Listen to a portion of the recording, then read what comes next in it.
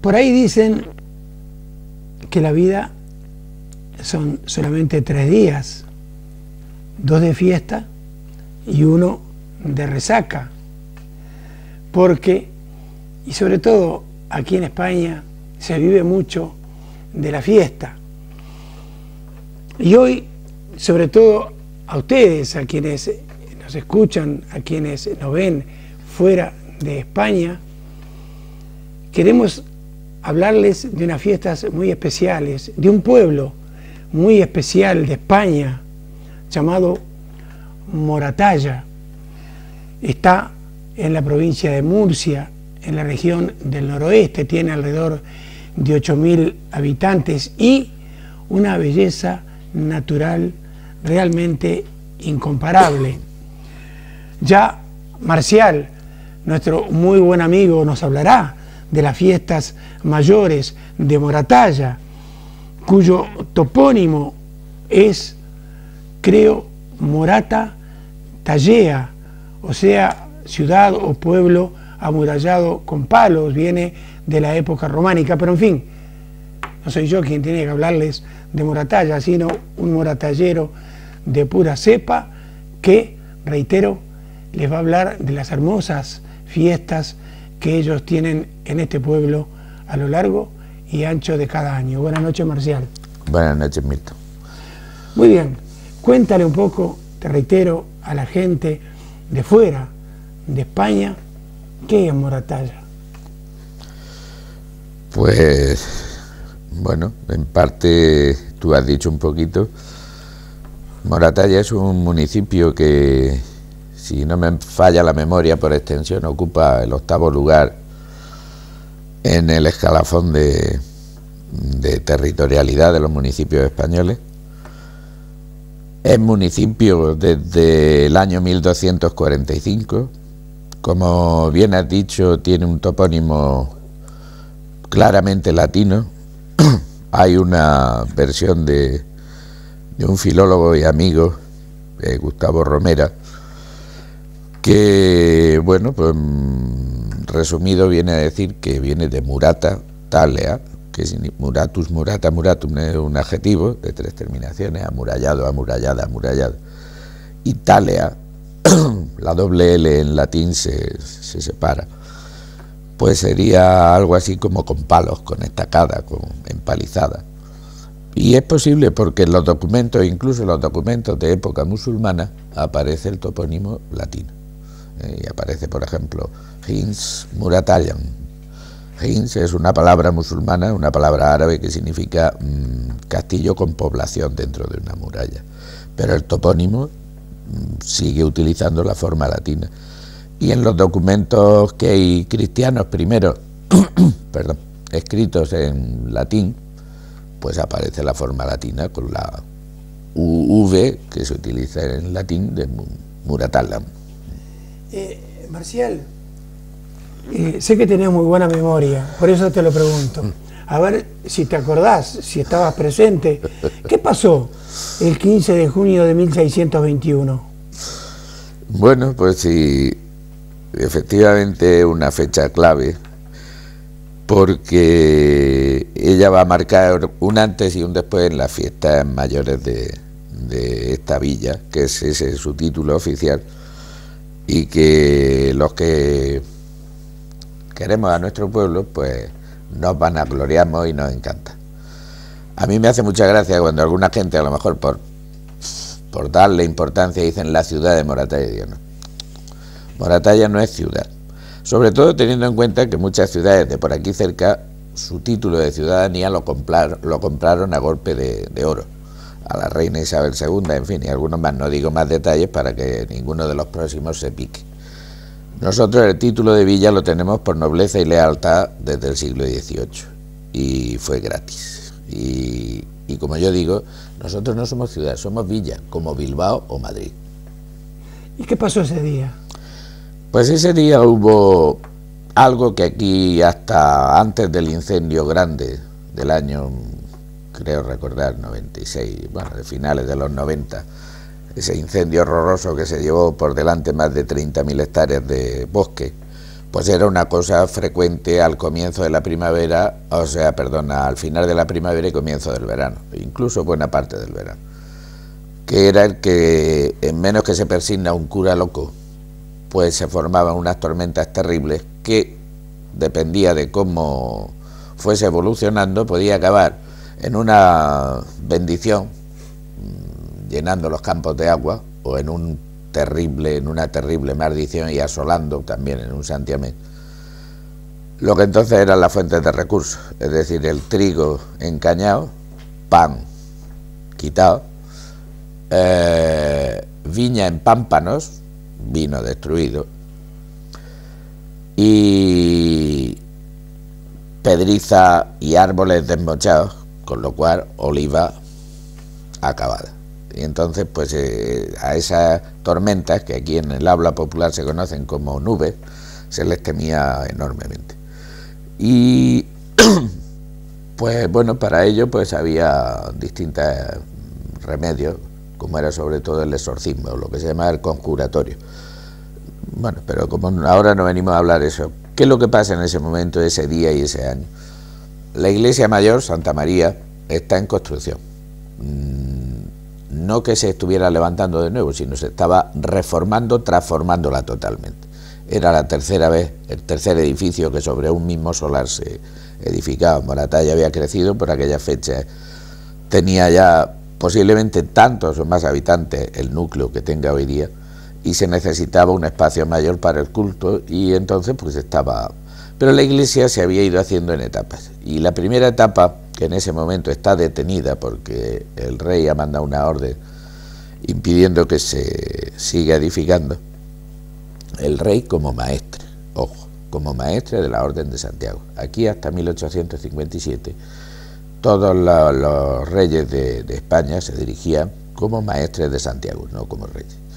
Y entonces en ese momento pues había una parte de la iglesia, que después se ampliaría y se tiraría, cerrada a lo que se llama tapia real, es decir, como una especie de adobes que se puede tirar fácilmente, que hace una función de cerrar, de estanquidad, podríamos llamar, de cierre de tabiquería, pero que en otro momento, cuando la obra se va a continuar, como ocurrió años después, pues eso se tira y la obra continúa. Aún así la iglesia está inconclusa. Bueno, pues por esos años el concejo había conseguido permiso para que se continuara la obra, había venido un arquitecto vasco, Miguel de Madariaga, que había trabajado en iglesias por aquí próximas, y vino a dar un informe, pero parece ser que al concejo le gustó la manera de actuar de este hombre, y lo que hizo fue encargarle la reforma total. Y mientras que venía o no venía, se empezaba, había una parte de la iglesia que estaba arriba en las bóvedas destapada. ¿Qué es lo que pasa? Que una de esas tormentas, precisamente la del día 15 de junio de 1621, pues tomó fuerza muy rápida.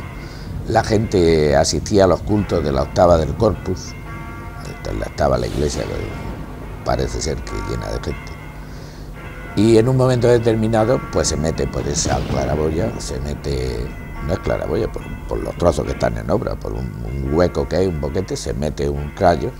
La iglesia es muy alta, tiene una bóveda de unos 22 metros de alzada, pues culebrea y viene a posarse, viene a descargar en un pararrayos natural, que era la imagen de Cristo crucificado que coronaba el retablo. Pues claro, imagínate las fechas que estamos, el acontecimiento no pasara absolutamente a nadie, incluso al propio Cristo. El Cristo se volvió moreno, es decir, la madera no llegó a carbonizarse, simplemente era una madera, parece ser de pino y nogal, el Cristo posiblemente fuese de nogal, y lo único que hace es tornarse moreno, pero iniciar, claro, milagro, lógicamente el ayuntamiento, que está presente, porque el ayuntamiento tenía el concejo, como se llamaba entonces, tenía el privilegio de estar sentado en el presbiterio, pues es testigo directísimo, a menos de 4 metros de donde ha ocurrido. Inmediatamente se reúne el concejo, y en los días posteriores no conocemos con exactitud cuál, porque esas actas y otras muchas más, por un acto de vandalismo que ahora no viene al caso, se perdieron. pero sí conocemos traslados posteriores. Pues inmediatamente el concejo lo que hace es, en agradecimiento, instituir unas fiestas votivas que serán las fiestas mayores, que hasta fechas anteriores pues eran en otros, que ahora si te parece o quieres pues lo comentamos, pero a partir de esa fecha se van a, es decir, las primeras fiestas mayores en honor del Cristo del Rayo, que así empezó a llamársele a la imagen del crucificado, serán en 1622, no 1621 como vienen de una manera continuada poniendo en muchísima documentación oficial. Yo se lo he recriminado a la gente, parece ser que no sirve de nada, es un error catastrófico, no es en honor del Cristo del Rayo desde 1600, sino por el suceso de 1621. La imagen lógicamente se desmonta, primero se le hace un altar sobre el lugar donde había estado anteriormente el altar de la iglesia de Santa Ana, y en ese sitio donde años más tarde se alza primero un retablo, luego la mayordomía recogía dinero, era una devoción que tenía muchos fieles y recibía muchísimas limosnas, y se amplía con una capilla que aún se conserva, una capilla ochavada preciosa, ya de plena época barroca, y en ella ha estado recibiendo culto esa imagen pues hasta que, por desgracia, en 1936, en junio creo que fue, no, fue ya creo que sí, empezada la guerra, pues en este momento no recuerdo la fecha, pero a mediados de julio del 36, ya empezada la Guerra Civil Española, se destruyó, y el que hay actualmente es una copia a tamaño natural, a tamaño de una persona normal y corriente. La antigua era más pequeña, el Cristo tenía aproximadamente la alzada de una vara o vara y media, que sería pues entre el metro y poquito. Marcial, en primer lugar, empleó una palabra que muchos de ustedes, reitero, que están fuera de España, no habrán comprendido: la mayordomía. Un mayordomo, ¿no es cierto?, allí en Uruguay, en Argentina, sobre todo en el Cono Sur, tiene, digamos, otro significado quizá de lo que él nos va a decir. Bueno, pero de todas maneras, a partir de allí, me imagino que hay una historia, hay una evolución acerca de estas fiestas. ¿Qué es lo que se realizan durante estas fiestas mayores en honor entonces a vuestro patrón o uno de vuestros patrones? No es el patrón. Bueno, cuéntanos. Es por voto, es decir, es una fiesta votiva. Es por voto en agradecimiento de eso. Entonces, en un principio es el 15 y el 14, es decir, el día y la víspera. Porque todos sabemos que en el dicho castellano y latino que no hay fiesta sin vísperas, ¿no? Pues algo así. En cuanto a lo que tú decías del mayordomo, el mayordomo tiene el mismo significado, al fin y al cabo nuestra lengua es la misma y procede de la misma raíz.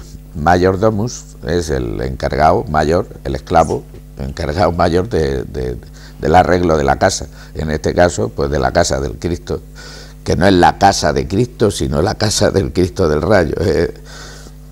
Moratalla tenía un fuero especial, tenía una administración especial, distinta a otros municipios, y gracias a ese fuero pues tenía la facultad de nombrar lo que se llamaban las mayordomías. En realidad los mayordomos que eran, pues eran delegados del concejo por un año, de San Juan de Junio a San Juan de Junio, perdón, estoy fatal de la garganta, de San Juan de Junio a San Juan de Junio, que él, en aquellos tiempos estamos hablando de una sociedad machista, para que haya una mujer presidenta se pasarán muchos siglos, pues se encarga, tiene delegación del concejo de recaudar limosnas, de organizar los festejos y con el visto bueno del concejo pues presidir durante todo ese tiempo, durante todo un año.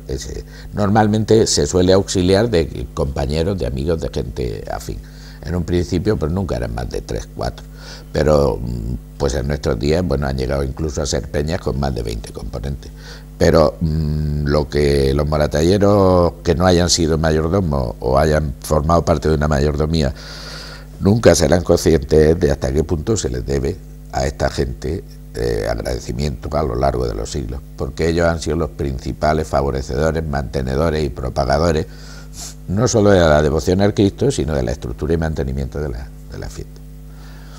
Un día fui a una gasolinera de las dos que hay aquí en esta villa de Moratalla a hablarle acerca de la publicidad que podría hacer de pronto dentro de mi programa. Entonces él me contestó, dice, vente después de la fiesta de la vaca. Y cuando volví en el coche, le digo a mi señora, ¿y qué es la fiesta? Me dijo, la fiesta de la vaca. Cuéntale a la gente. Bueno, hemos dicho que 1621 es una fecha clave para un antes y un después. Con anterioridad a 1621, las fiestas mayores de Moratalla pues se celebran en honor de dos festividades. Una, la más antigua, en honor de Santa María, es decir, de la Virgen. Se celebra el 8, que es la Natividad, y el 7, que es la Víspera. Es la fiesta más antigua que tenemos documentada desde finales del siglo XIII, que es cuando empieza a venir población cristiana, porque con anterioridad la población era mayoritariamente musulmana, o casi exclusivamente musulmana. Y entonces, pues esta fiesta se celebra, lógicamente, el papel fundamental pues es el papel religioso, la función, la procesión, por el exterior, por las calles. En aquellos tiempos Moratalla estaba amurallada, porque éramos frontera con el reino nazarita de Granada, y había un festejo que en aquellos tiempos era extraordinariamente popular. Es cuando comienzan a tomar cuerpo este tipo de festejos en España, que eran los encierros, es decir, correr toros. Y durante ese día de la víspera se corrían toros, además con una particularidad, que una o dos de las reses se mataban al terminar el festejo, se cocinaban en unas calderas especiales y se hacía lo que se llamaba la caridad. Es decir, todas las personas desfavorecidas, fundamentalmente y por obligación, por designación del concejo, viudas y huérfanos en primer lugar, se repartía esa comida, y normalmente también se acompañaba con pan bendito, es decir, un pan de limosna gratis. En 1493 va a ocurrir un 19 de abril otro acontecimiento especial, que no vamos a entrar más, que es lo que la gente conoce como el Santísimo Aparecimiento. Y a partir de esa fecha, pues las fiestas mayores se comparten. Pero hay una cuestión, como el hecho del aparecimiento se produce a media legua de la villa, en plena montaña, pues las festividades del 19 de abril se celebran allí, en la ermita aquella. Y las que hace la villa en honor del Santísimo Aparecimiento, pues se llevarán a la semana de feria. La semana de feria es la semana de San Miguel. Es decir, la semana que caiga el día de San Miguel, 29 de septiembre, durante toda esa semana, por privilegio especial, Moratalla celebraba lo que se llamaba Feria Franca. Es decir, una feria en donde viene la gente, compra y vende sin cargos especiales de impuestos. Entonces, pues uno de los festejos que también se celebraba en ese momento eran encierros, eran correr los toros. Tenemos bastantes documentos y esos toros se traían fundamentalmente de la zona de la Sierra del Segura. Un toro bravo, en esos tiempos un toro cimarrón, un toro que no estaba demasiado seleccionado como se ha seleccionado después, pero un toro tremendamente duro y tremendamente agresivo, que es lo que la gente buscaba. Pero ¿qué ocurre? Que cuando se empiezan estas otras fiestas, las fiestas del Cristo del Rayo, a esas son a las que se les ayuda, digamos, más, porque las otras estaban sustentadas también por mayordomías, pero no tenían, conforme la devoción va pasando más al Cristo que a las otras dos, van perdiendo fuerza. Y sobre todo va a haber un momento fundamental. Ese momento se produce a finales del siglo XVIII, es la desamortización de Godoy. Godoy era el favorito de Carlos IV y una de las cosas que hace es todas las tierras que había que pertenecían a obras pías las nacionaliza. Entonces, claro, es tanto la mayordomía de Nuestra Señora como la mayordomía del Santo Aparecimiento se quedan sin fondo. ¿Cuál es la única mayordomía que aún tiene dinero y que por lo tanto puede hacer desembolso de la compra de los toros? Pues la mayordomía del Cristo del Rey. Y no como piensan algunos, y han publicado alguna gente que que lo mejor que haría era estudiar primero antes de escribir lo que va a escribir, saber lo que va a escribir.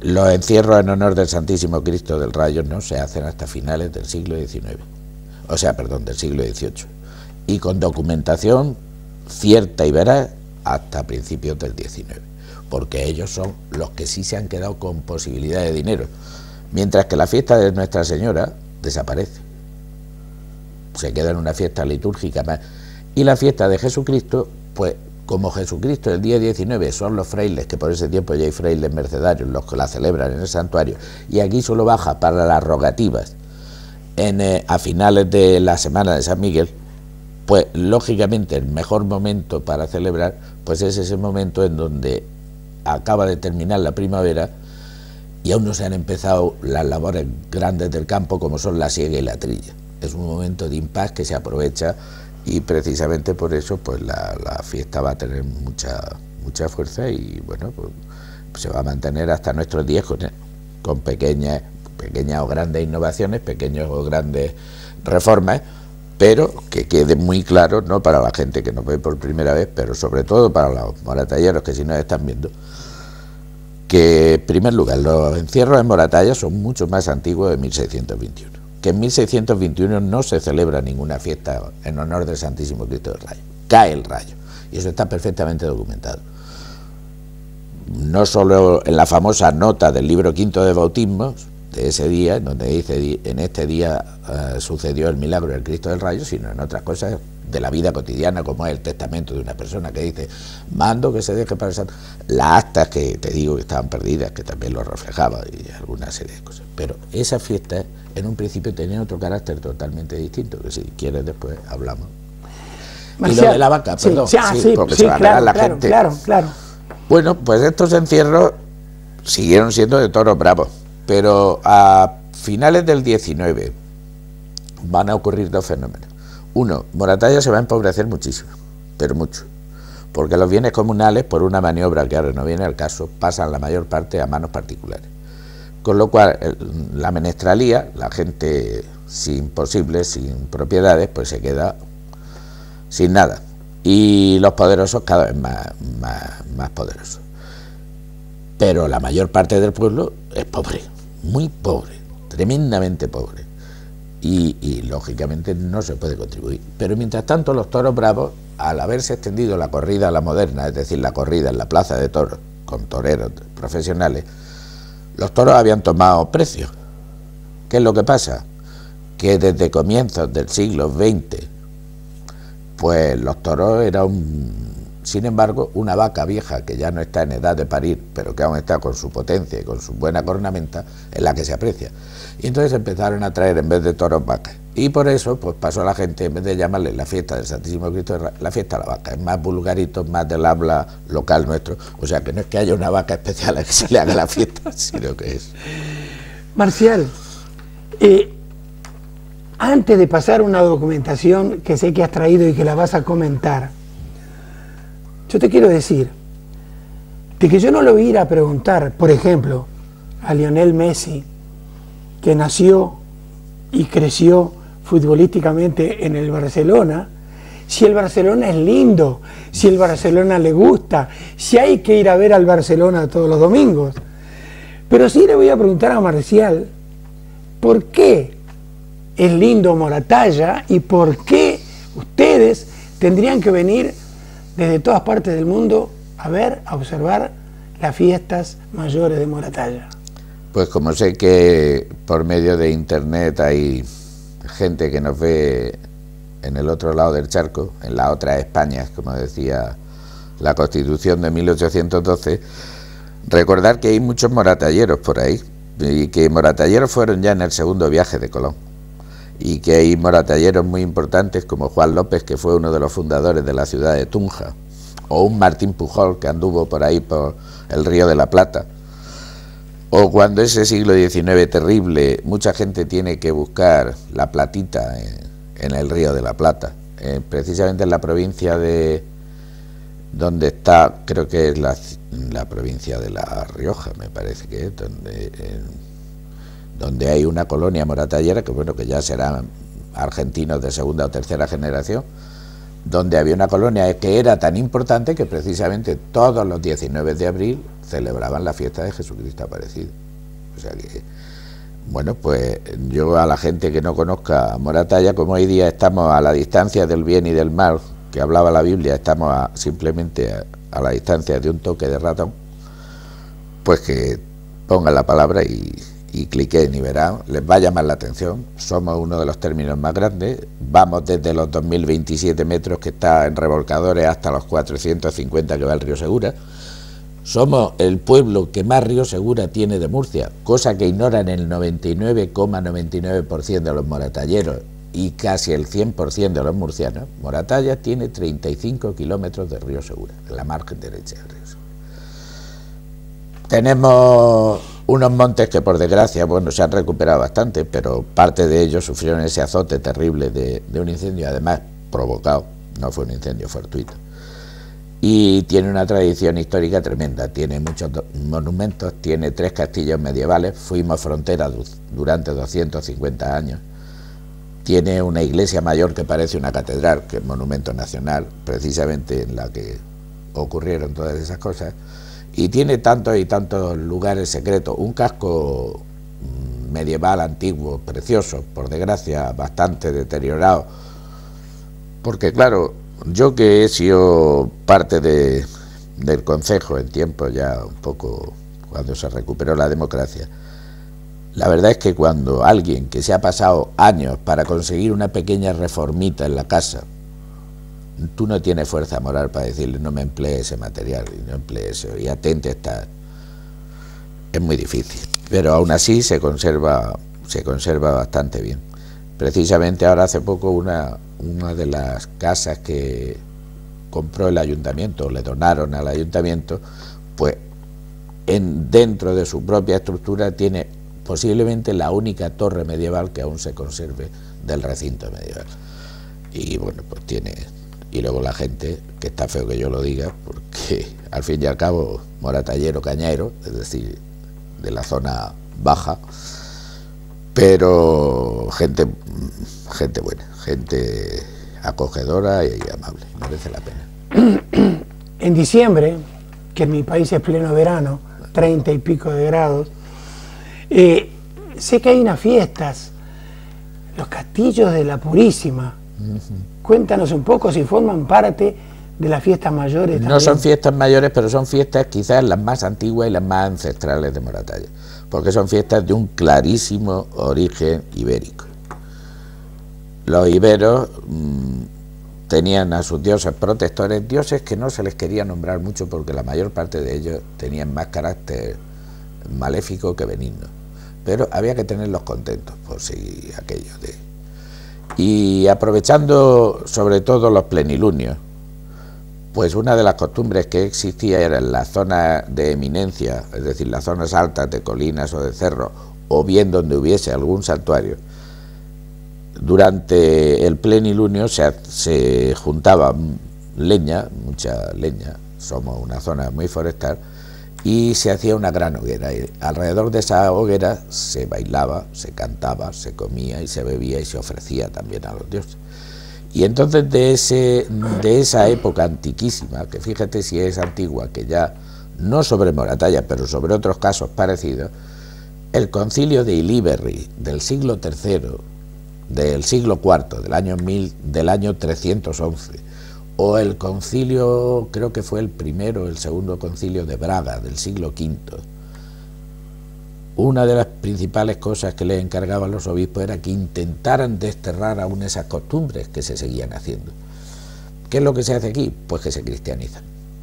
Y en vez de ser en endobélico, Ataecina o cualquier otra diosa o dios ibérico, pues se hace de los santos que se les tiene devoción. ¿A qué santos se les tiene devoción aquí? Pues a Santa Quiteria, que está precisamente en la ermita sobre una villa romana, y que hay una reliquia de la santa, y que es la santa que protege de la rabia, esa enfermedad terrible de la Edad Media. A San Andrés, que teníamos también una reliquia, que tenía también una ermita, que es la víspera del día 30, siempre se celebraba en la víspera, es decir, al viejo estilo, ¿eh? Y porque se le consideraba como un poco el protector de las despensas. San Andrés mata tu red, mejor antes que después, se decía. a Santa Lucía, que era la santa de los males de la vista. Por desgracia, a los pobres, pues si les faltaba poco por ser pobres, pues precisamente por su pobreza le acudían multitud de enfermedades. Una de ellas la tracoma que podía dejarte ciego, ha sido una plaga en Moratalla hasta hace bien poquito. Y entonces se le hacía también a Santa Lucía la víspera del día 13. Se le hacía a la Purísima, como no, es la Virgen, podía ser a Taecina. A Taecina es una diosa virgen también. Es la víspera de la Inmaculada. Y se le hacía a San Antón, el 16, que es el santo protector de los animalitos. Hay que hacerlo, hay que guardar la despensa.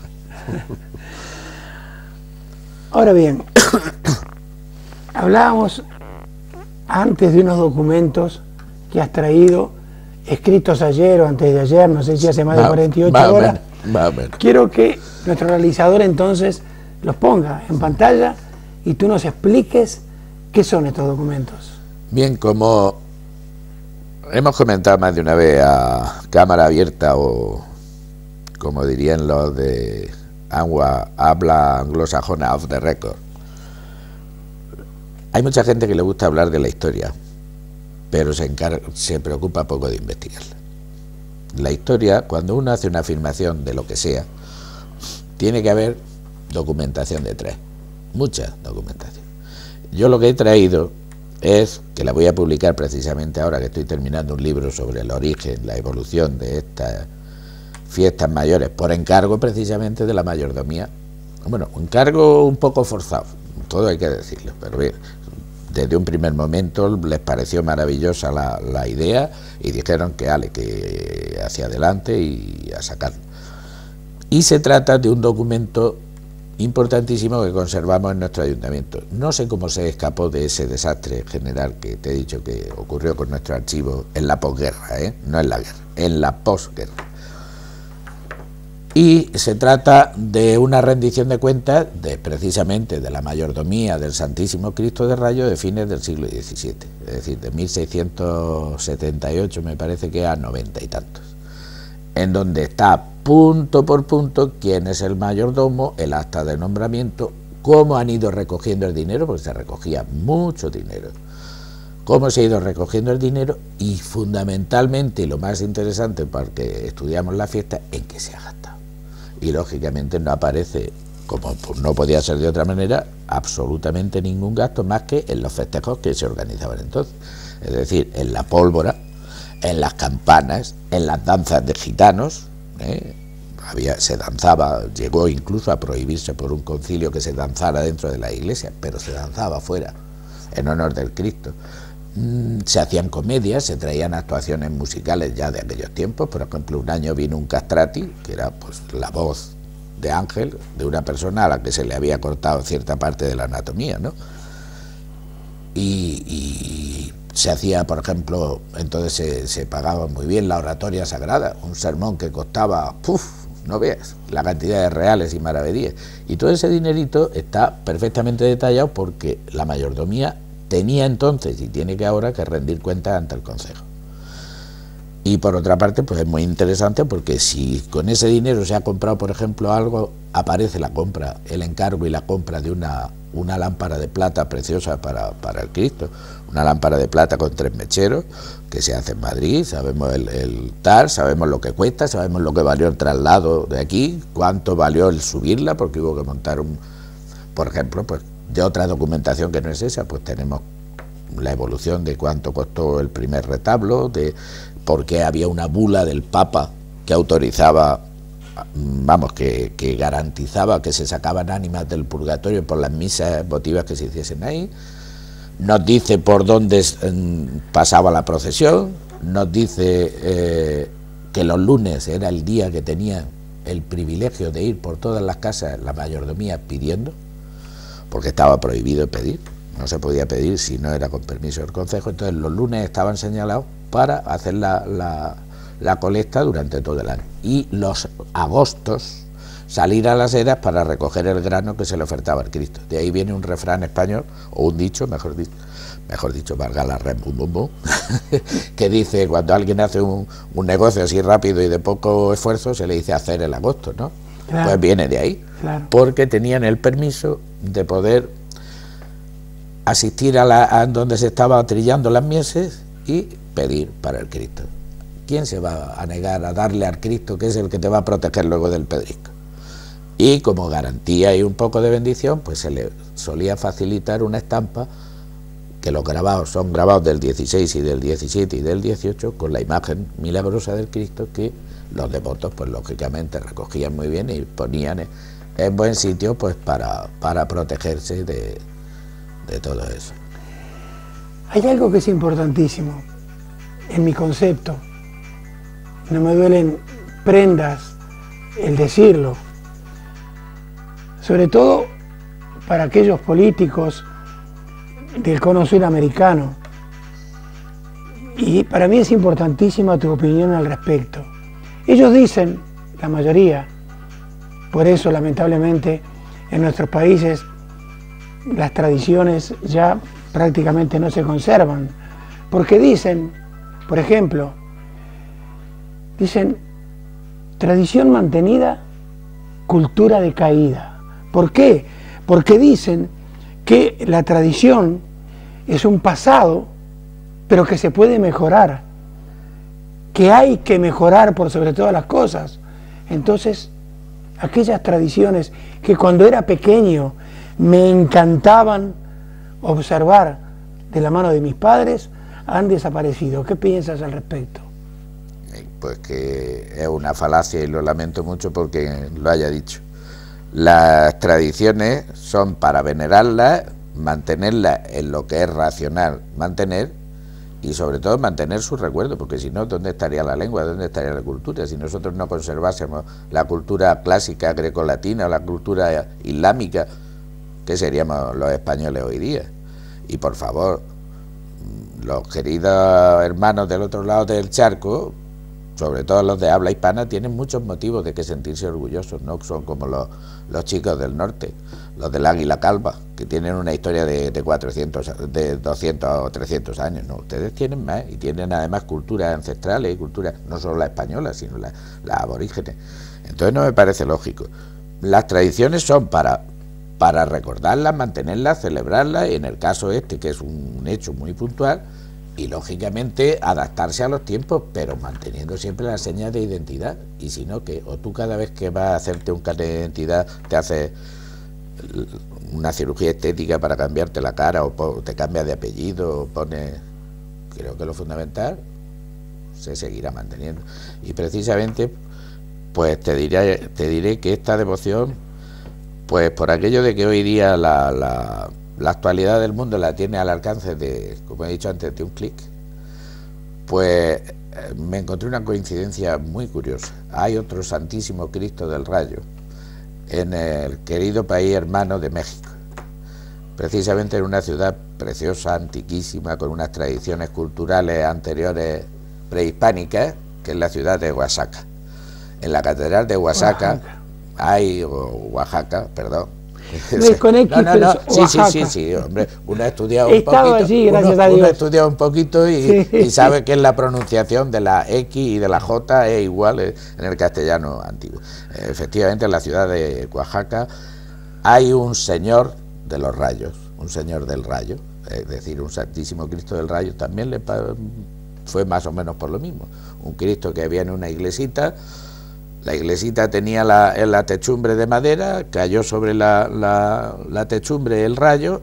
Allí lo que dice la tradición o la historia, porque aquí el caso está perfectamente controlado, allí parece ser que hay a medio camino entre leyenda e historia, que el rayo cayó en un día despejado, no había tormenta. Pero bueno, tampoco es tan disparatada, y más a esas alturas. Y al Cristo le ocurrió lo mismo, se tornó moreno, pero no ardió. Y hoy día tiene culto en una de las capillas de la catedral de Oaxaca. Otra fecha, y si también forma parte de las fiestas mayores, el 29 de septiembre, usted que por ejemplo piensa viajar a España en septiembre, pues el 29 de septiembre tengo entendido que es lo que le llaman la feria de San Miguel. ¿Qué nos puedes contar de esto? Por desgracia, hoy a esta altura ya ha quedado simplemente en una fecha de recuerdo. se celebran ciertas fiestas aún en ese día, como es la función votiva que se le hace a la imagen de Jesucristo aparecido, y la procesión, y bueno, poquito más. Se han intentado en varias ocasiones reavivar la feria. Se han hecho incluso, sabes que en muchos pueblos, en muchas ciudades de España, pues se transmite una costumbre de recuperar el medievalismo, es decir, hacer esas exposiciones como una feria medieval donde se ofrece artesanía de todos los tipos, pero que además los talleres están haciéndolo en ese momento ahí, que va desde alimentación, alfarería, orfebrería, bisutería, en fin, todo. Se ha hecho la experiencia un par de años y ha sido maravillosa, pero lo que era la antigua feria, que era la Feria Franca, eso por desgracia se perdió. Empezó a perderse en el 19 por una cuestión que ahora no viene al caso, pero la voy a decir rápidamente. Nosotros celebrábamos la feria desde más antiguo que Caravaca en la Semana de San Miguel. Y Caravaca consiguió en el siglo XIX la potestad real de hacer también ellos su feria, pero la primera semana de octubre. Con lo cual, imagínate, nosotros estamos a 13 kilómetros unos de otros.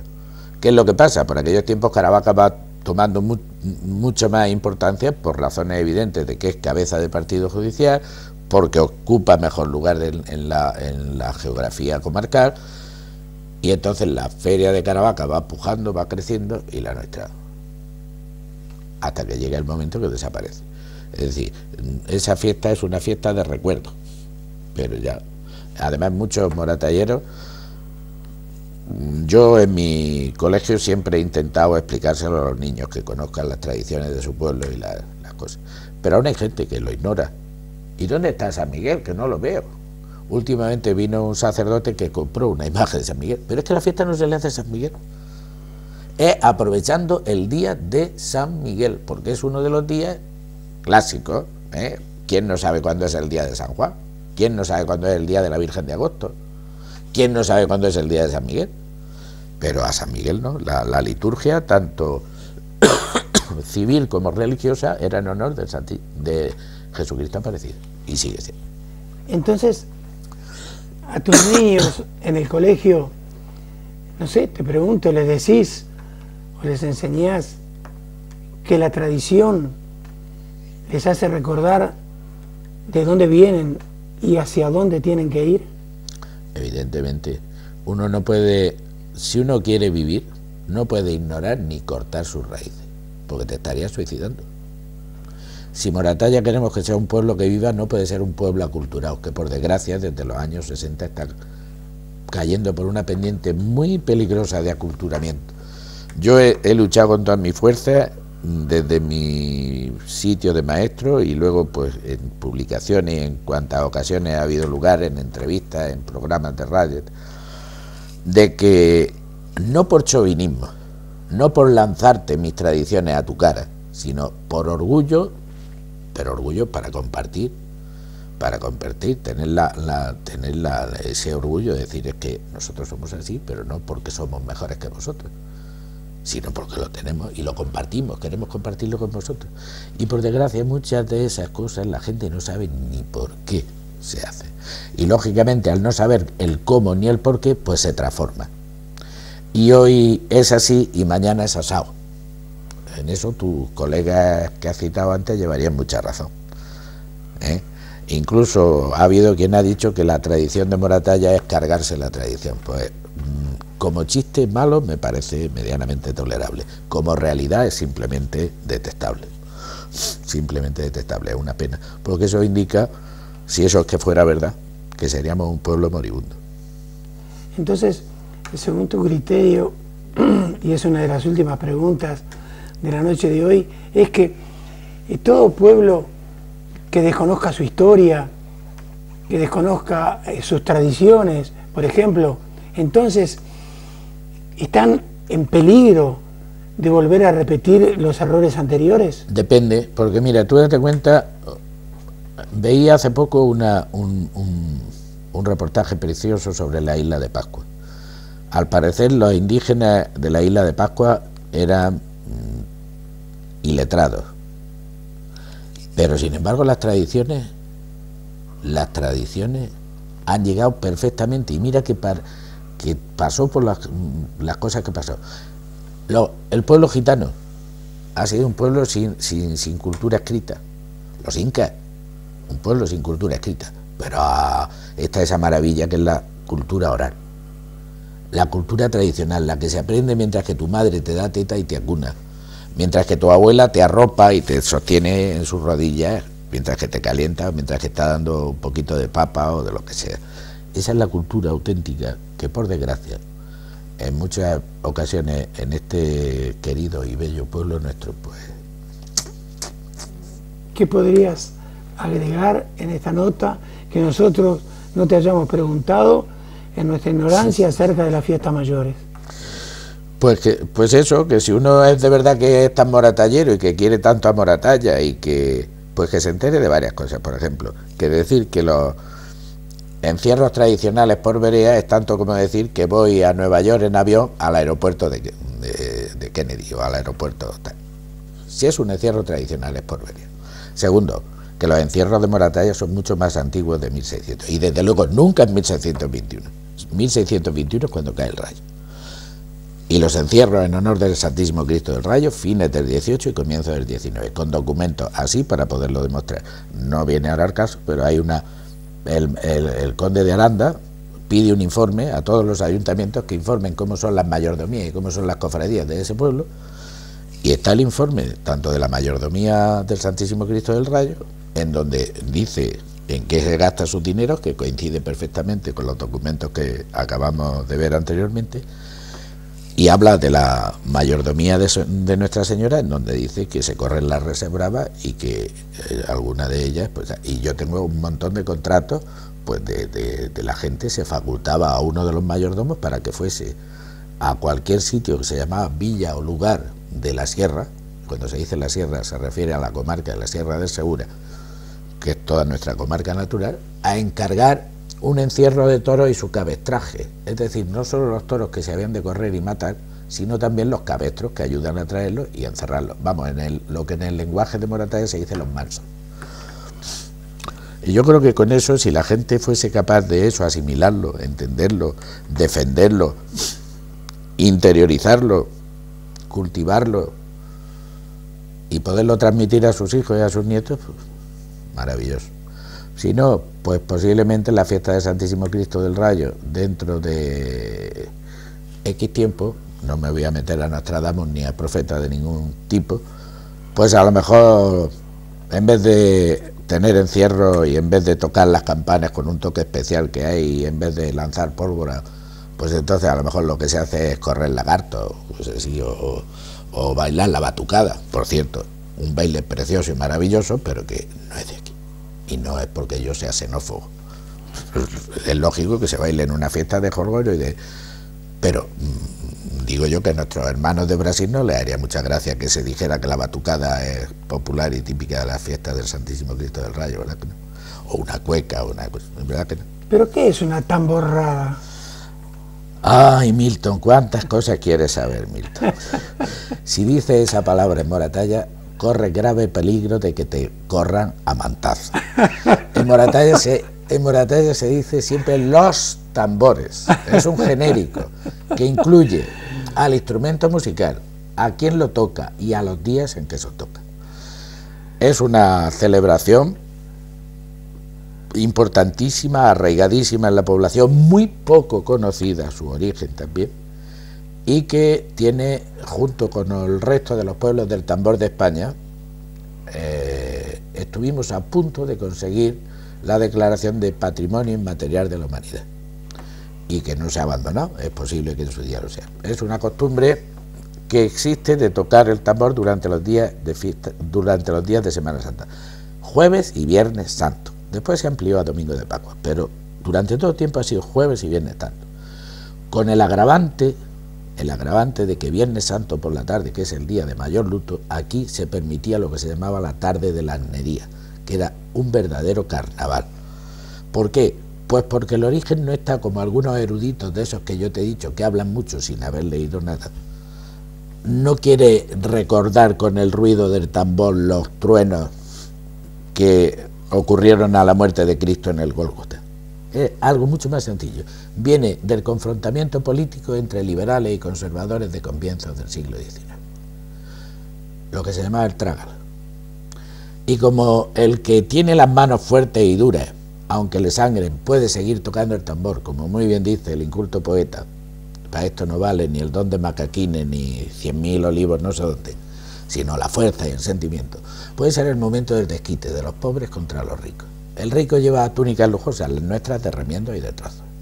El rico lleva la insignia de la cofradía bordada en oro con la cruz. Nosotros, ¿qué es lo que más se odia? El gato, porque es un animal maléfico, por nosotros con nuestro gato. Son días de ayuno y abstinencia, por nosotros beber y comer hasta que reventemos lo que podamos, lo que nos aguante el bolsillo y normalmente el estómago aguanta. Y eso, pero eso sería más bien para que lo contáramos en otro día. Muy bien, muchísimas gracias una vez más. Y yo quiero terminar diciéndoles a ustedes que la región del noroeste de Murcia es hermosísima para venir a visitar sus villas, sus pueblos, sus ciudades realmente extraordinarias. Y evidentemente uno es sapo de otro pozo, como mi mujer también es rana de otro pozo. Pero les voy a decir algo a todos aquellos que quieran venir a Moratalla y lo hagan viniendo por la carretera que une precisamente a Moratalla con Sejín o con Caravaca. Pues con mi señora, cada vez que venimos a grabar aquí, a esta hermosa villa, tomando mate, como hacemos los gauchos, siempre me dice, estoy deseando llegar, porque les cuento que la entrada a Moratalla, un par de kilómetros ya antes de llegar a ella, es realmente un lujo, un esplendor de la naturaleza que ustedes ni siquiera lo imaginan. Si vienen a España, no se olviden de lo que les estoy diciendo, porque no se van a arrepentir. Moratalla es una villa hermosa. Y algo más quiere agregarnos Marcial.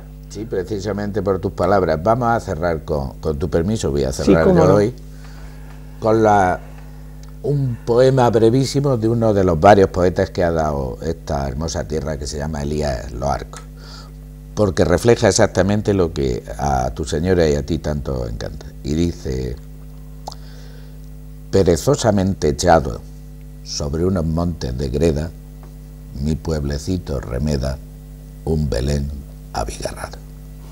Muchísimas gracias y ustedes hasta la semana que viene.